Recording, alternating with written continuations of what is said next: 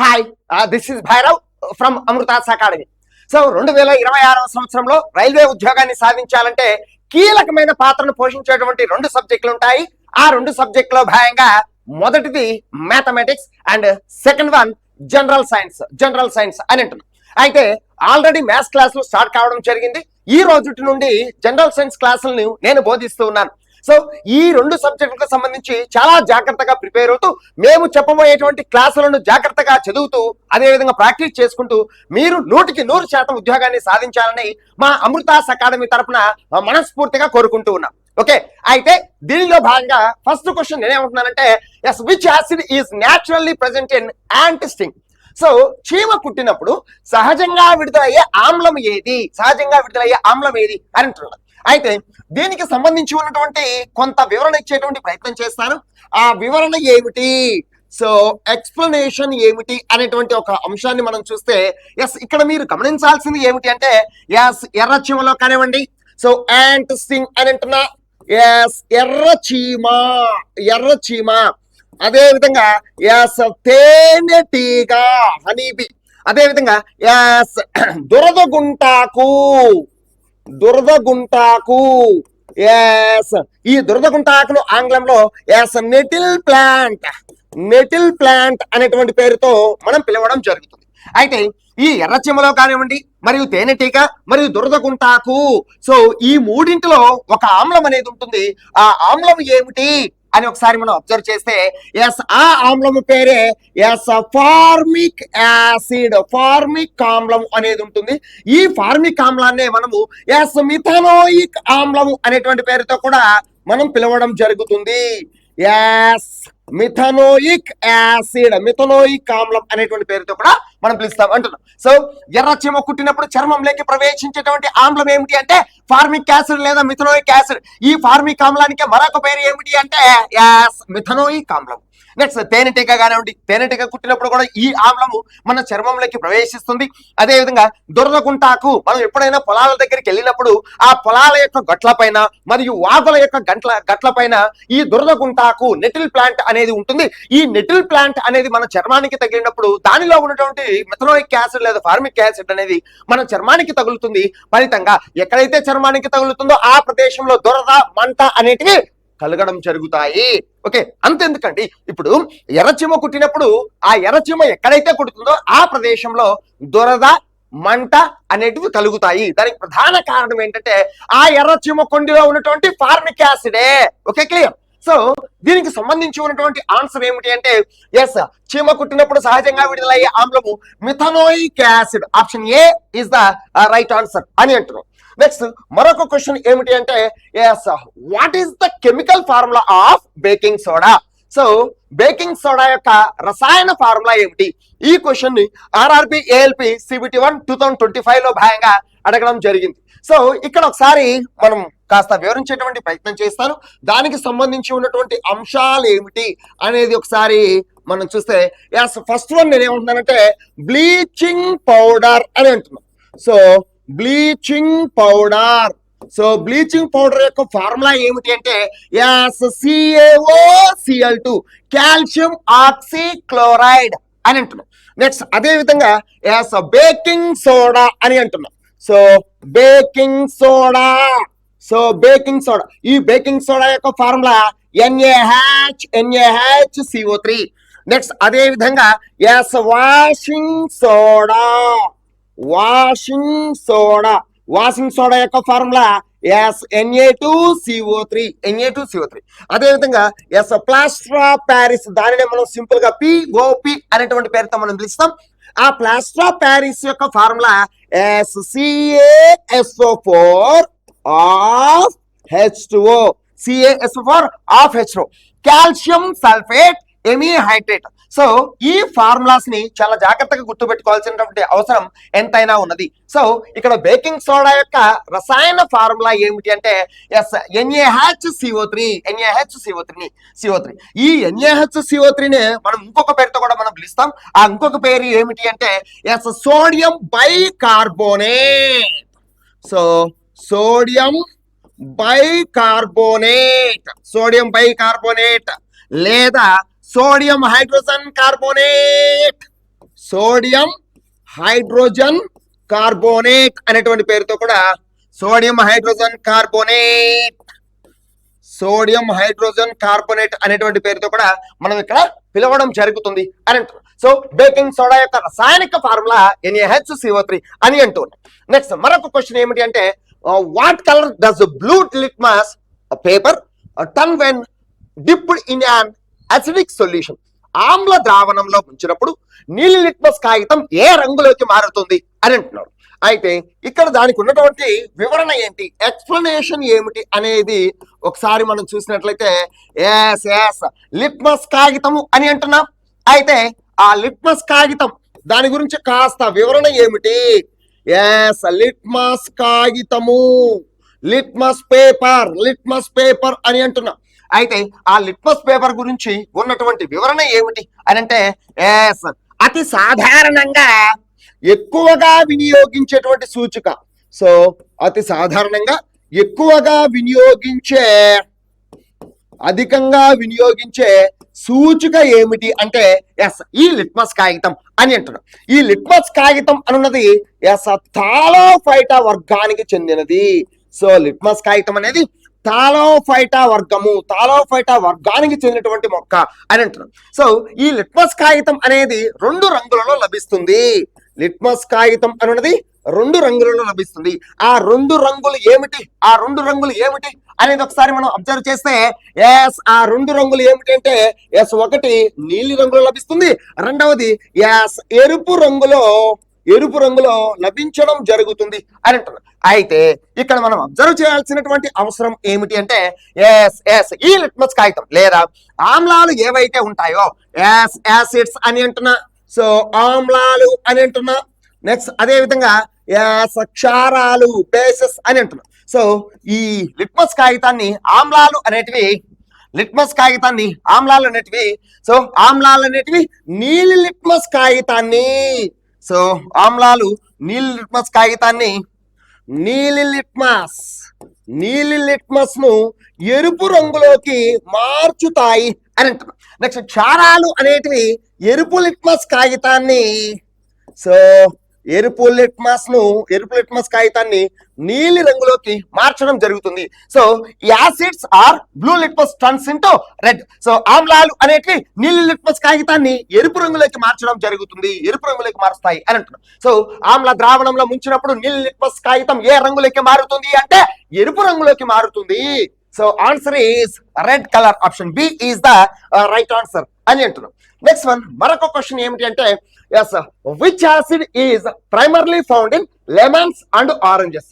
నిమ్మ మరియు నారింజ పండ్లలో ప్రధానంగా ఏ ఆమ్లం ఉంటుంది అని అనబడేటువంటి క్వశ్చన్. ఈ క్వశ్చన్ ఆర్ఆర్బి ఎన్టీపీసీ మెయిన్స్ 2025లో భాగంగా అడగడం జరిగింది అని అంటున్నాం. అయితే వీటికి సంబంధించి ఉన్నటువంటి మరికొంత సమాచారం, అదనపు సమాచారం ఏమిటి అనేది ఒకసారి దీనికి సంబంధించి ఉన్నటువంటి అదనపు సమాచారం అడిషనల్ ఇన్ఫర్మేషన్ ఏమిటి అనేది ఒకసారి మనం చూస్తే ఫస్ట్ వన్ ఏమంటున్నానంటే పెరుగు మరియు పాలు వీటిలో ఉన్నటువంటి ఆమ్లం ఏమిటి అంటే లాక్టిక్ ఆమ్లము, లాక్టిక్ యాసిడ్ అనేది ఉంటుంది అని అంటున్నాం. నెక్స్ట్ అదే విధంగా వెనిగర్ అని అంటున్నాం. సో వెనిగర్ లో ఉన్నటువంటి ఆమ్లం ఏమిటి అంటే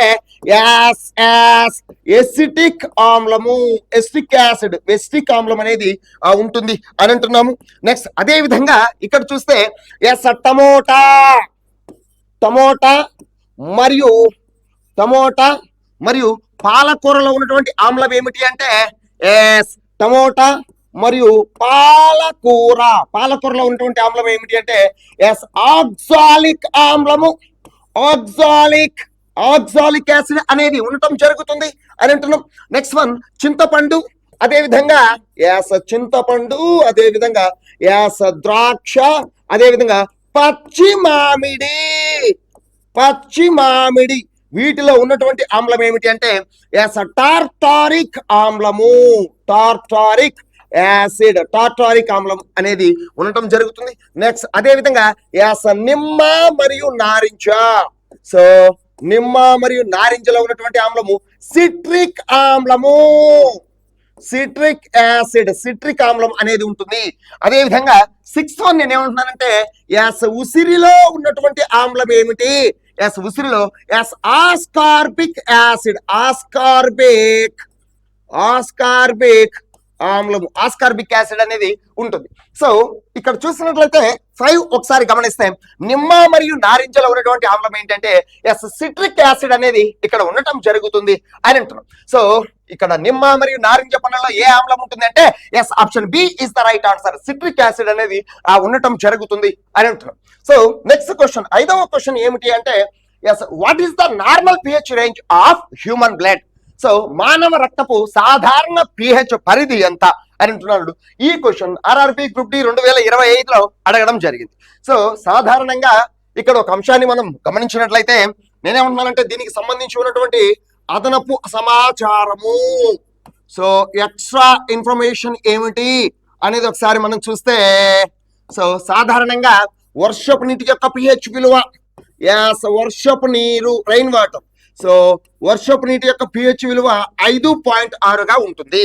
నెక్స్ట్ అదే విధంగా మనం ఒకసారి చూస్తే తటస్థ ద్రావణాలు ఏవైతే ఉన్నాయో, సో తటస్థ ద్రావణాలు, న్యూట్రల్ సొల్యూషన్, సో తటస్థ ద్రావణాల యొక్క పిహెచ్ విలువ ఖచ్చితంగా 7.0గా ఉంటుంది అని అంటున్నాను.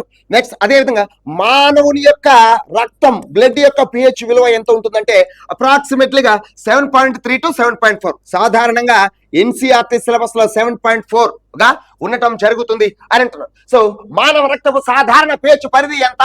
సో ఇక్కడ ఇవ్వబడినటువంటి 4 ఆప్షన్లలో option B is the right answer, 7.3 to 7.4. Actual గా అన్ని బుక్కుల్లో ఎన్సీఆర్టీ సిలబస్ లో 7.4గా ఉంటుంది అని అంటున్నాం. నెక్స్ట్ వన్, మరొక క్వశ్చన్ ఏమిటి అంటే which substance is produced when an acid react with a metal? So ఆమ్లం లోహంతో చర్య పొందినప్పుడు ఏ వాయువు విడుదలవుతుంది? సో ఆర్ఆర్బి ఏఎల్పి సిబిటి 2 2025లో భాగంగా ఈ క్వశ్చన్ అడగడం జరిగింది అని. సాధారణంగా ఆమ్లాలు అనేటివి లోహాలతో చర్య పొందినప్పుడు హైడ్రోజన్ వాయువు విడుదల కావడం జరుగుతుంది.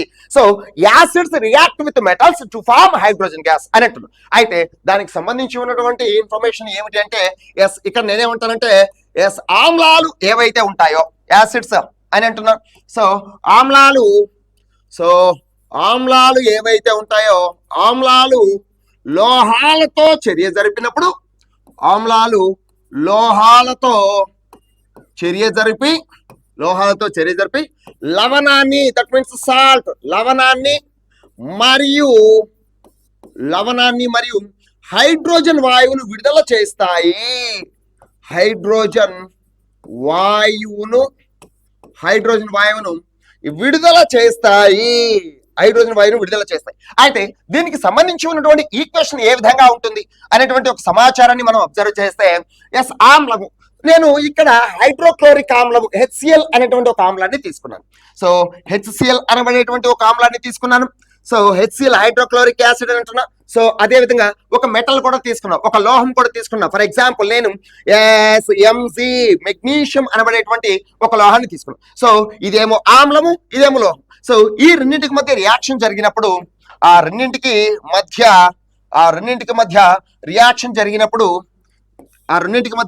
రియాక్షన్ జరిగినప్పుడు ఏం ఏర్పడుతుంది అనేది ఒకసారి మనం చూస్తే, సో ఆ రెండింటికి మధ్య రియాక్షన్ జరిగినప్పుడు MgCl2, so MgCl2,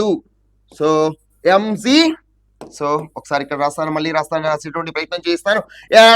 MgCl2 magnesium chloride plus hydrogen gas, magnesium chloride plus hydrogen gas విడుదల కావడం జరుగుతుంది. సో ఆమ్లాలు అనేటివి లోహాలతో చర్య జరిపి, magnesium one of the metal, so acids react with metals to form salt, and ఈ సాల్ట్ పేరు ఏం పేరు? Magnesium chloride. So salt plus hydrogen gas అని అంటారు. సో ఇక్కడ చూస్తే ఆమ్లం లోహంతో చర్య పొందినప్పుడు ఏ వాయువు విడుదలవుతుంది అంటే హైడ్రోజన్ వాయువు విడుదలవుతుంది. Option C is the right answer అని అంటున్నాం. నెక్స్ట్ వన్, మరొక క్వశ్చన్ ఏమిటి అంటే what is the process of mixing an acid or base with water called? ఆమ్లం లేదా క్షారాన్ని నీటితో కలిపే ప్రక్రియను ఏమంటారు? ఇక్కడ ఒక అంశం తెలియాలి. అదేమిటంటే సో ఆమ్లాన్ని కానీ లేదా క్షారాన్ని కానీ నీటికి కలపడాన్ని మనం ఏమంటామంటే డైల్యూషన్, విలీనము అనేటువంటి పేరుతో మనం పిలుస్తాం. ఇక్కడ ఒక అంశాన్ని ఒకసారి మనం జాగ్రత్తగా పరిశీలన చేస్తే, ఆమ్లాన్ని నీటికి కలిపినప్పుడు ఎస్ ఎస్ సో ఆమ్లాన్ని నీటికి కలిపినప్పుడు H+ అయాన్లు లేదా H3O+ అయాన్లు విడుదలవుతాయి అని అంటున్నాం. నెక్స్ట్ అదే విధంగా క్షారాన్ని బేసెస్ అమ్మ. సో క్షారాలను నీటికి కలిపినప్పుడు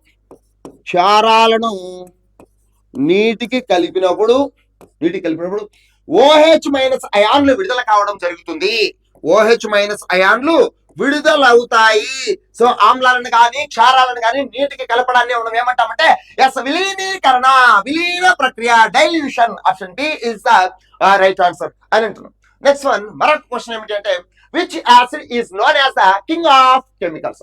సో రసాయనాల రారాజు అని ఏ ఆమ్లాన్ని పిలుస్తారు? ఈ క్వశ్చన్ RRB NTPC ప్రిలిమ్స్ 2025లో భాగంగా అడగడం జరిగింది అని అంటారు. అయితే దీనికి సంబంధించి ఉన్నటువంటి కొంత సమాచారం ఏమిటంటే ఎస్ మూలకాల king of element. So king of elements మూలకాల రారాజు ఎవరు అంటే మూలకాల రారాజు అని కార్బన్ ని మనం పిలవడం జరుగుతుంది. అదేవిధంగా కింగ్ ఆఫ్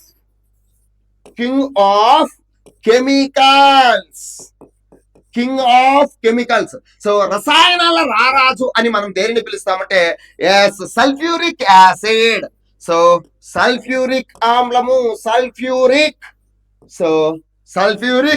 యాసిడ్, సల్ఫ్యూరిక్ ఆమ్లం H2SO4. సల్ఫ్యూరిక్ యాసిడ్ ని మనం ఏమని పేరుతో పిలుస్తామంటే కింగ్ ఆఫ్ కెమికల్స్ అనేటువంటి పేరుతో మనం పిలుస్తాం. సో రసాయనాల రారాజు అని మనం ఏ ఆమ్లాన్ని పిలుస్తామంటే సల్ఫ్యూరిక్ ఆమ్లం. Option C is the right answer అని అంటున్నాం. నెక్స్ట్ మరొక క్వశ్చన్ ఏమిటంటే కాల్షియం ఆక్సీక్లోరైడ్ యొక్క సాధారణ పేరు ఏమిటి అని అంటున్నాం. సాధారణంగా సో బ్లీచింగ్ పౌడర్ అనేది ఉంటుంది. సో బ్లీచింగ్ పౌడర్ అని అంటున్నారు. So bleaching powder. ఈ బ్లీచింగ్ పౌడర్ యొక్క మరొక పేరు ఏమిటంటే విరంజన చూర్ణము. సో విరంజన చూర్ణం. బ్లీచింగ్ పౌడర్ నే మనము విరంజన చూర్ణము అని అంటాం. అయితే ఈ బ్లీచింగ్ పౌడర్ యొక్క ఫార్ములా ఏమిటి? సో బ్లీచింగ్ పౌడర్ యొక్క ఫార్ములా ఏమిటంటే CaOCl2. ఈ CaOCl2 నే మనం సాధారణంగా ఏమని చదువుతాము అంటే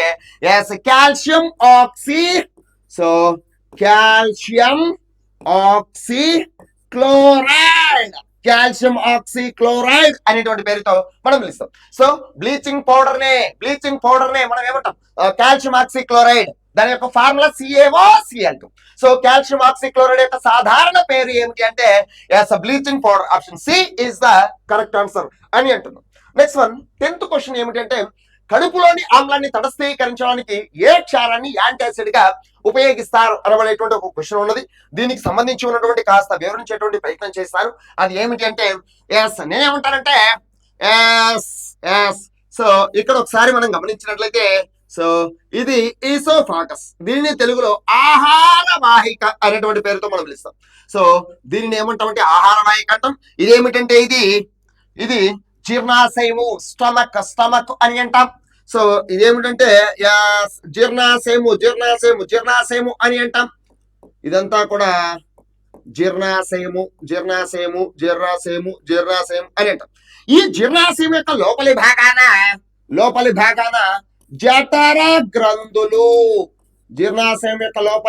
జఠర గ్రంథులు, గ్యాస్ట్రిక్ గ్లాండ్స్ అనేటివి ఉంటాయి. ఈ జఠర గ్రంథులు ఏ ఆమ్లాన్ని స్రవిస్తాయి అంటే హైడ్రోక్లోరిక్ ఆమ్లాన్ని స్రవించడం జరుగుతుంది. సో సరిగా అనగా ముఖ్యంగా అజీర్తి సమయంలో, ఇండైజెషన్ అనగా ఆహారం సరిగా జీర్ణం కాని పరిస్థితిని మనం ఏమంటామంటే ఇండైజెషన్, అజీర్తి అంటాం. ఆ అజీర్తి సమయంలో జీర్ణాశయంలో అధిక మోతాదులో HCl విడుదలవుతుంది. అదనంగా HCl విడుదలవుతుంది. ఎప్పుడైతే ఈ కడుపులో అనగా స్టమక్లో అదనంగా HCl విడుదలవుతుందో అప్పుడు కడుపులో మంట, సో కడుపులో మంట మరియు అసహనం. సో జీర్ణాశయంలో ఈ హెచ్సిఎల్ అనేది అధికంగా విడుదలైనప్పుడు కడుపులో మంట మరియు అసహనం వంటివి కలుగుతాయి. ఈ కడుపులో మంట మరియు అసహనం వంటి వాటి నుండి ఉపశమనం పొందడానికి మనం వేటిని ఉపయోగిస్తామంటే ఎస్ యాంటాసిడ్ ను ఉపయోగిస్తాము. సో యాంటాసిడ్లను మనం ఉపయోగిస్తాం. ఈ యాంటాసిడ్లు అనేటివి బలహీన క్షార స్వభావాన్ని కలిగి ఉంటాయి. బలహీన క్షార స్వభావాన్ని so antacids are having weak base nature అని అంటాం. సో యాంటాసిడ్లు అనేటివి బలహీన క్షార స్వభావాన్ని కలిగి ఉంటాయి. సో క్షార స్వభావాన్ని కలిగినటువంటి ఈ యాంటాసిడ్లు జీర్ణాశయంలో అధికంగా విడుదలైనటువంటి ఈ ఆమ్లాన్ని న్యూట్రలైజ్ చేస్తాయి, తటస్థీకరణ చేస్తాయి అని అంటున్నాం. సో ఈ యాంటాసిడ్లు అనేటివి బలహీన క్షార స్వభావాన్ని కలిగి ఉంటాయి. అనగా క్షార స్వభావాన్ని కలిగిన ఈ యాంటాసిడ్లు అనేటివి జీర్ణాశయంలో అధికంగా విడుదలైన ఈ ఆమ్లాన్ని న్యూట్రలైజ్ చేస్తాయి, తటస్థీకరణ చేస్తాయి. ఓకే, అయితే ఈ యాంటాసిడ్లకు ఎగ్జాంపుల్ ఏమిటి? యాంటాసిడ్లకు ఎగ్జాంపుల్ ఏమిటంటే first one baking soda. Baking soda. So antacid baking సోడాని యాంటాసిడ్ గా ఉపయోగిస్తారు. నెక్స్ట్ రెండవ ఎగ్జాంపుల్ ఏమిటంటే మిల్క్ ఆఫ్ మెగ్నీషియా.